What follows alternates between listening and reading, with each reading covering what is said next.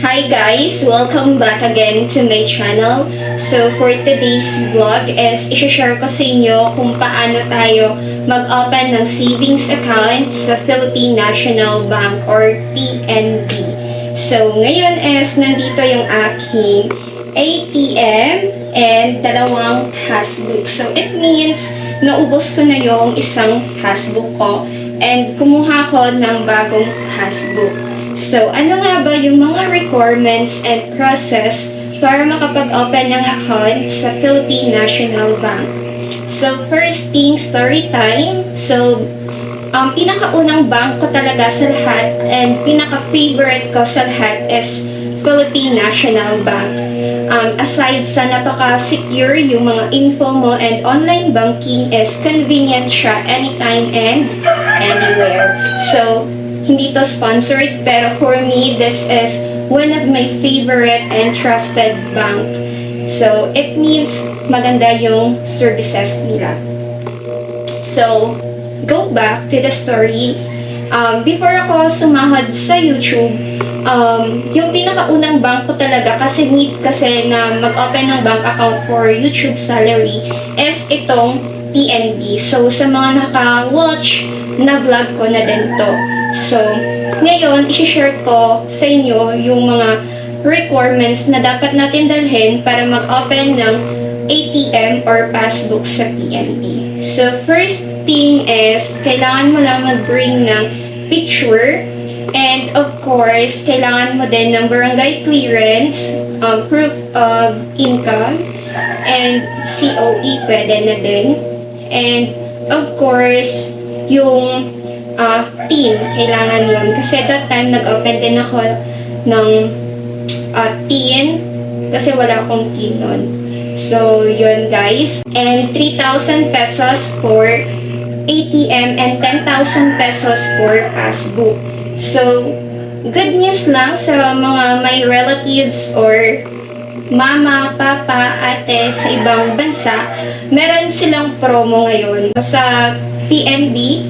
For example, itong 10,000 na passbook na to is magiging OFW savings account siya. So, 100 pesos na lang yung babayaran mo. And then, meron ka ng passbook. So, napaka-convenient niya kasi bilang nagtitipid tayo, so kailangan natin na mababa lang yung pag-open ng account sa passbook kasi mahal talaga yun. So, eto, since meron akong ATM and passbook, magkaiba yung account number nila. And convenient lang tong ATM kasi ginagamit ko siya for YouTube salary.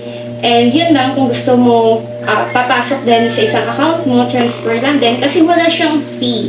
For example, meron akong dalawang account numbers sa PNB, i-transfer ko siya sa isang account ko, wala siyang fee. Free lang siya.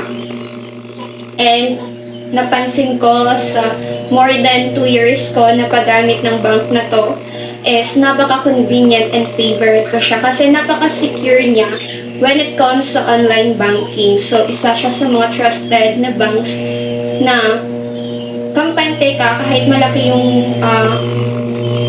deposit mo, is secure yung account mo. Yun yung pinaka-importante sa lahat. And gusto ko din siya kasi makatransact ka online. So, for example, dito sa Surala, wala tayong PNB. So, sa pamamagitan ng online banking, ma-check mo yung account mo. And then, pwede ka naman mag-withdraw in any ATM machine. So, yun guys, napaka-convenient niya. So, kapag naubos mo na tong passbook mo, bibigyan ka nila ng bago.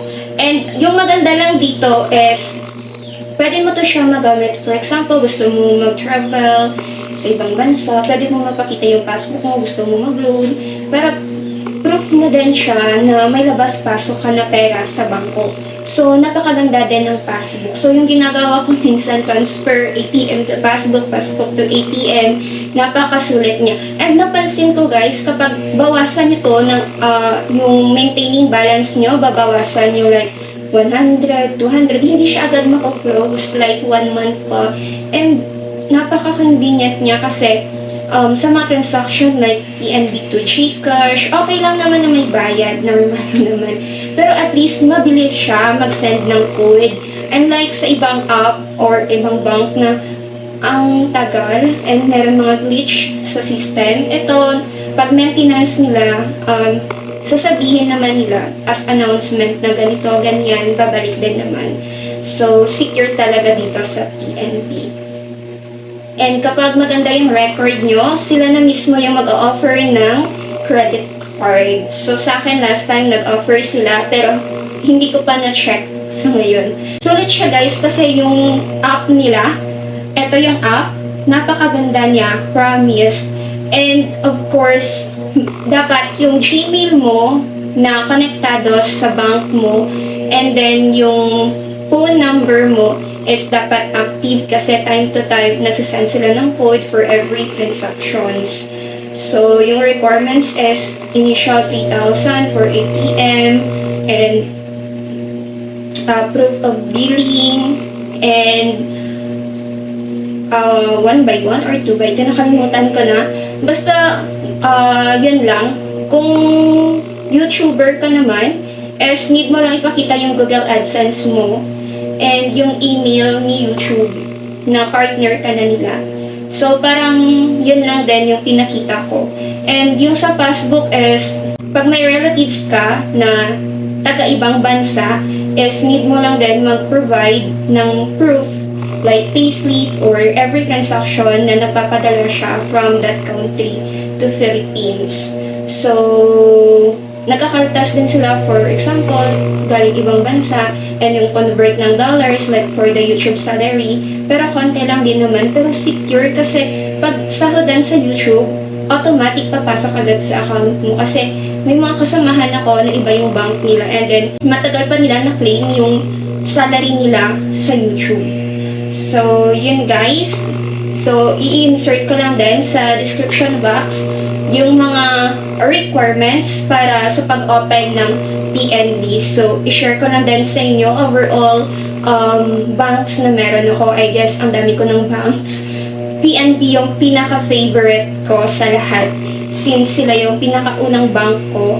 And, mababait yung mga tellers sa PNB. Kilala na nila ako doon.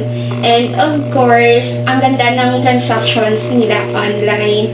So it's like, ginagawa ko ATM to passbook, passbook to ATM.